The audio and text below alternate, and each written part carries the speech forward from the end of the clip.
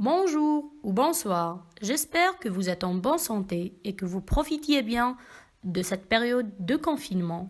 Ce n'est qu'une mauvaise passe et aucun tunnel n'est éternel. Sans trop s'attarder, entrons dans le vif du sujet. Le cours d'aujourd'hui portera sur un thème très important en ORL intitulé l'otite moyenne aiguë. J'ai fait exprès de le diviser en deux parties pour éviter la surcharge en informations. Notre cours sera abordé en 10 parties. Les 5 premières parties seront présentées dans la vidéo qui suit. Premièrement, l'introduction et la définition, l'épidémiologie et les facteurs prédisposants, la microbiologie et la physiopathologie, l'anatomopathologie et finalement le diagnostic de l'otite moyenne aiguë. Premièrement, l'introduction et la définition. L'otite moyenne aiguë est une pathologie assez fréquente. Elle est considérée comme étant banale, mais peut s'avérer potentiellement grave et sévère chez certains terrains fragiles. Elle touche surtout les enfants de bas âge.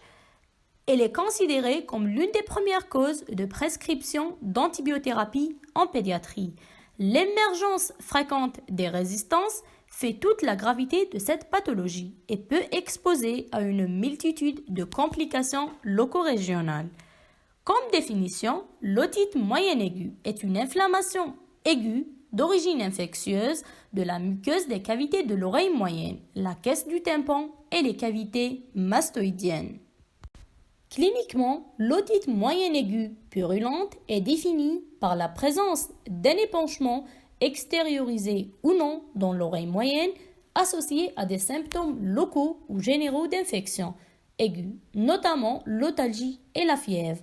L'otalgie fébrile est la présentation clinique la plus fréquente de l'otite moyenne aiguë. Deuxièmement, l'épidémiologie et les facteurs prédisposants. Pour l'épidémio, l'otite moyenne aiguë touche essentiellement l'enfant avec un pic de fréquence entre 6 et 24 mois. Elle est plus fréquente chez les garçons et survient préférentiellement en période hivernale. C'est la première infection bactérienne de l'enfant et l'une des premières indications d'antibiothérapie en pédiatrie dans les pays occidentaux.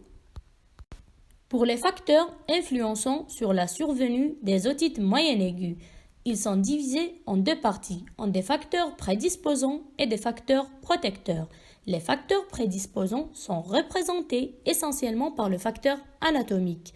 L'anomalie au niveau de la trompe d'Eustache qui sera béante et courte, des anomalies génétiques, exemple la fente palatine et vélopalatine, la trisomie 21 et autres. Aussi l'hypertrophie des végétations adénoïdes par abondance du tissu lymphoïde au niveau du cavum, qui sera un facteur obstructif et un foyer inflammatoire. Aussi les crèches, le tabagisme parental, les allergies, le reflux gastro-œsophagien et la carence martiale. Du côté du facteur protecteur, il est représenté essentiellement par l'allaitement maternel. Troisièmement, la microbiologie et la physiopathologie des otites moyennes aiguës. Petit a du côté de la microbio. Les otites moyennes aiguës congestives sont majoritairement d'origine virale à 90% des cas, dont l'agent infectieux prédominant est le virus respiratoire syncytial, suivi des influenzés et para-influenzés, les rhinovirus et finalement les adénovirus. Pour les 10% des cas des otites moyennes aiguës restantes, elles sont d'origine bactérienne, donc purulentes, dues essentiellement à l'hémophilus influenzae dans 40% des cas, suivi du streptococcus pneumoniae dans 30% des cas, puis Moraxella catarrhalis dans 10 à 15% des cas. Les otites moyennes aiguës sont habituellement monomicrobiennes. Petit b, la physiopathologie de l'otite moyenne aiguë. Toute otite moyenne aiguë égale une infection via le rhinopharynx. Ce qu'il faut souligner, c'est que le rhinopharynx de l'enfant présente une charge infectieuse supérieure à celle de l'adulte. Donc, le point de départ est une infection rhinopharyngée, prolongée, répétée ou une hypertrophie des végétations adénoïdes. Elle aussi qui présente un réservoir de germes. Donc, une altération de la ventilation nasale et rhinopharyngée par disparition du mouvement mucociliaire, ce qui va induire une stase des sécrétions nasales, facilitant la pullulation et l'adhésion des bactéries à l'épithélium. On aura par résultat donc une infection ascendante vers l'oreille moyenne via la trompe auditive par une pression négative. Quatrièmement, l'anapathe. Sur le plan anatomopathologique, une otite moyenne aiguë passe par 4 stades. Premièrement, le stade d'hyperémie, qui comporte une simple congestion tubo-tympano-attico-mastoïdienne, suivi d'un deuxième stade d'exsudation, qui est le stade de l'œdème de la muqueuse avec une desquamation épithéliale, suivi d'un stade de suppuration, présenté par un épanchement séreux ou sérosanguinolent puis franchement purulent en cas de surinfection, et finalement le stade de régression ou de guérison, représenté par la résorption de l'exsudat, un arrêt de l'autoré et fermeture de la perforation. Sur le plan clinique, ces 4 stades anapathes se résument en 3 formes d'otite moyenne aiguë. Premièrement, la congestive, qui est faite d'otalgie, plus ou moins la notion de fièvre, avec des reliefs normaux, une hyperémie périmaléaire et un tympan fin, à l'autoscopie. Deuxièmement, l'otite moyenne aiguë collectée, qui rassemble 2 aspects anatomopathologiques intriqués, représentés par le stade d'exsudation suivi du stade de suppuration. Sa présentation clinique est faite d'otalgie pulsatile et fébrile avec un aspect otoscopique caractéristique, fait de tympans bombés avec disparition des reliefs.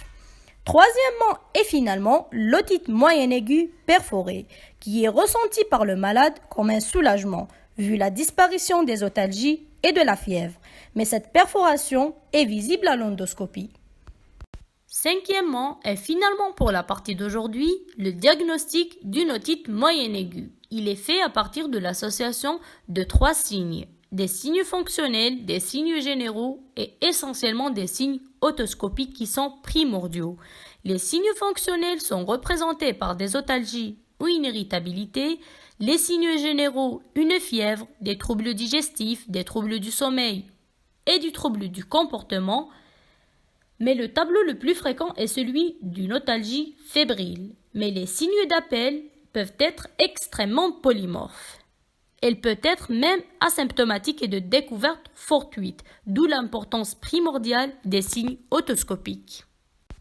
Le diagnostic d'une otite moyenne aiguë est clinique. Il est fondé sur un bon interrogatoire suivi d'un bon examen otoscopique. L'interrogatoire doit être minutieux et doit rechercher la notion d'antécédent, les circonstances de survenue, la date de début des signes fonctionnels et des signes généraux. Les critères de diagnostic d'une otite moyenne aiguë sont le début aigu des symptômes, suivi de la présence de liquide dans l'oreille moyenne, indiqué par au moins un des signes suivants, soit une déformation de la membrane tympanique ou une mobilité limitée ou absente de la membrane tympanique, la présence d'un niveau hydroaérien derrière la membrane tympanique ou la notion d'autoré, avec un symptôme de l'inflammation de l'oreille moyenne indiqué au moins par un des 2 critères suivants, l'existence d'un érythème de la membrane tympanique ou d'une otalgie significative. Petite remarque, avant de conclure votre examen clinique, attention, ne pas oublier d'examiner l'oreille contralatérale, le nez et le pharynx, car les atteintes bilatérales sont très fréquentes.